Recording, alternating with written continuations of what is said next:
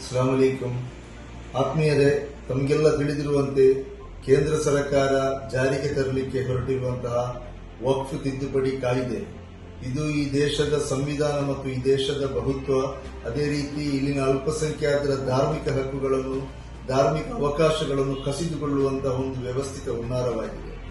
ಈಗಾಗಲೇ ಇದನ್ನು ಈ ದೇಶಾದ್ಯಂತ ಮುಸ್ಲಿಂ ಸಂಘಟನೆಗಳು, ಜಾತ್ಯತೀತ ನಿಲುವಿನ ಸಂಘಟನೆಗಳು, ಪ್ರಗತಿಪರರು, ಜಾತ್ಯತೀತರು ಪ್ರಬಲವಾಗಿ ವಿರೋಧಿಸ್ತಾ ಇದ್ದಾರೆ. ಈಗಾಗಲೇ ದಕ್ಷಿಣ ಕನ್ನಡ ಜಿಲ್ಲೆಯಲ್ಲಿ ದೊಡ್ಡ ಮಟ್ಟದ ಹೋರಾಟಗಳು ನಡೆದಿದೆ. ಅದರ ಮುಂದುವರಿದಂತಹ ಭಾಗವಾಗಿ ಬಂಟ್ವಾಳ ಮುಸ್ಲಿಂ ಸಮಾಜದ ವತಿಯಿಂದ ಇದೇ 23ನೇ ತಾರೀಕು ಬುಧವಾರದಂದು ಬಂಟ್ವಾಳ ತಾಲೂಕು ಕಚೇರಿಯ ಮುಂಭಾಗದಲ್ಲಿ ಒಂದು ದಿವಸದ ಧರಣಿ ಸತ್ಯಾಗ್ರಹವನ್ನು ಹಮ್ಮಿಕೊಂಡಿದ್ದಾರೆ. ಬೆಳಿಗ್ಗೆ 9:30ರಿಂದ ಸಾಯಂಕಾಲ 5 ಗಂಟೆಯವರೆಗೆ ನಡೆಯುವಂತಹ ಈ ಧರಣಿ ಸತ್ಯಾಗ್ರಹದಲ್ಲಿ ತಾವೆಲ್ಲರೂ ಕೂಡ ಭಾಗವಹಿಸಬೇಕು.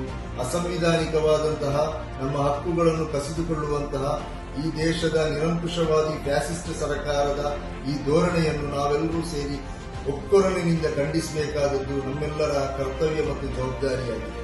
ಆದ ಕಾರಣ ಈ ಹೋರಾಟಗಳಲ್ಲಿ ತಾವು ಸಕ್ರಿಯವಾಗಿ ತೊಡಗಿಸಿಕೊಳ್ಳಬೇಕು. 23ನೇ ತಾರೀಕು ಬುಧವಾರದಂದು ಬೆಳಿಗ್ಗೆ 9:30ರಿಂದ ಸಾಯಂಕಾಲ 5 ಗಂಟೆಯವರೆಗೆ ನಡೆಯುವಂತಹ ಈ ಧರಣಿ ಸತ್ಯಾಗ್ರಹದಲ್ಲಿ ತಾವೆಲ್ಲರೂ ಕೂಡ ಹೆಚ್ಚಿನ ಸಂಖ್ಯೆಯಲ್ಲಿ ಭಾಗವಹಿಸಿ ನಮ್ಮ ಹಕ್ಕೊತ್ತಾಯವನ್ನು ಮಂಡಿಸಬೇಕು ಅಂತ ತಮ್ಮಲ್ಲಿ ಕೇಳಿಕೊಳ್ತಾ ಇದ್ದೇನೆ. ಅಸ್ಸಲಾಮು ಅಲೈಕುಂ.